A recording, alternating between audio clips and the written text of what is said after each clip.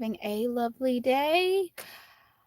It is chilly here, but not as cold as other places, so I'm gonna go ahead and be grateful.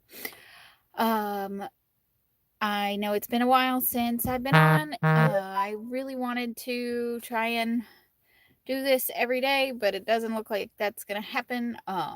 My kids were off school for a while, so I just couldn't find time to do this, and this is definitely a extra thing, so I do it when I can. Uh, we are finished with the well, I'm not finished. I have one more chapter, but we're going to go ahead and finish that one. And today I'm reading, or this month I'm reading Woman by Edith Stein. It's a really good book. Hi, Mark. How are you? I hope you're doing well. And let's see. So I'm in chapter 2, and the little point that I wanted to pull out, because I'm just starting chapter 2, is the question of whether or not women should enter the professional life or stay at home. I find it interesting that even then it was controversial. I'm sure it was controversial for different reasons. Now, if you tell people you want to stay home, you are looked at as a crazy person and ostracized. Then I'm sure it was if you wanted to go to work. But I kind of see the difference between Edith Stein, who was at the kind of midpoint of the feminist movement. A lot of people would say she was early in the feminist movement. No, the feminist movement had been going on for 50, 60 years by the time Edith Stein was writing. So, yeah. It's a really good book. I highly recommend it. Even if you're not a woman, it definitely, Pope John Paul II would have got a lot from this book, and several other theologians and philosophers who have spoken on human sexuality and women and identity, speak on this. Another book I'm reading in conjunction with Woman is By What Authority by Robert Hugh Benson. This is my other book for the month. And I say for the month, but I'm a mom. I read them until they're done, hopefully. Usually, sometimes I read them and then I can't read them anymore. And today, for the verse of the day, we are going to read 1 John 4:7.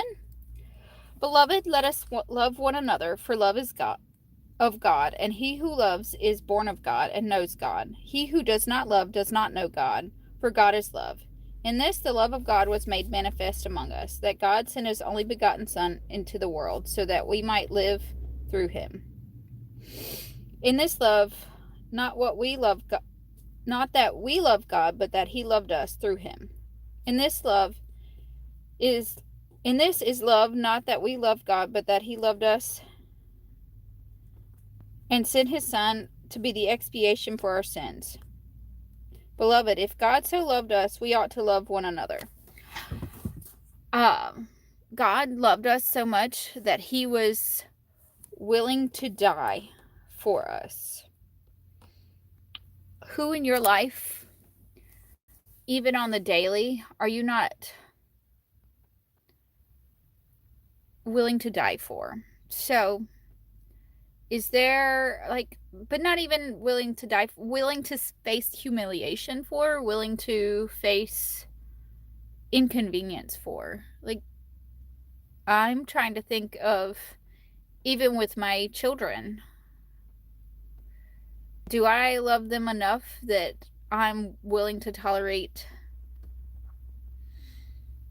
inconvenience and a ruining of my plans? So Jesus loved us enough to die What are we willing to love another person, like our family members? Let's think about it. So pick one person, I guess, today, and think about how you can love them to the point of inconvenience, to the point of, even if they're annoying, choose to love them through that. The gospel and the Bible are not about how we can win and how we can be greater, but how we can die to ourselves. That detachment from worldly things. It doesn't always feel good, and it doesn't have to feel good. The crucifixion did not feel good. So if we're taking up our cross, how are we dying on the daily for other people? I I'm gonna have to be thinking about that. Another thing, so I'm listening to the Catechism in a Year with my children.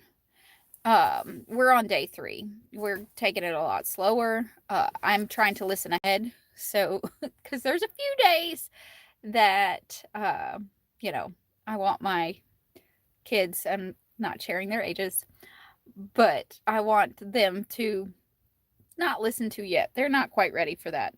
So but today we're on day 3, and it's talking about the sons of God married the daughters of men. And it's a lot about, these women probably didn't have much of a choice in who they were married to, but we do, and we should definitely consider that. As far as not just for ourselves, but for future children and future generations. Like, if you just marry whoever you feel like, just out of that momentary fun, or you feel love, that's not going to help you in the long run. There are certain things that we as Christians need to consider and need to talk about before we get married.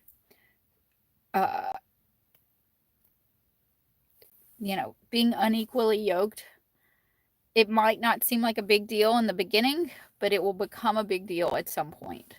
And if faith is important to you, which it should be, if raising your children in a certain way is important to you, these things need to be discussed. I'm probably talking to more people that are married right now, but these are all things that we should think about.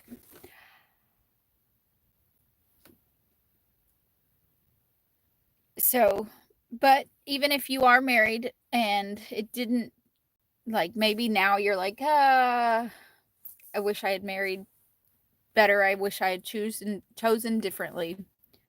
You can still love that person to heaven. You can still choose to die to yourself and to die to the things that you want for that person.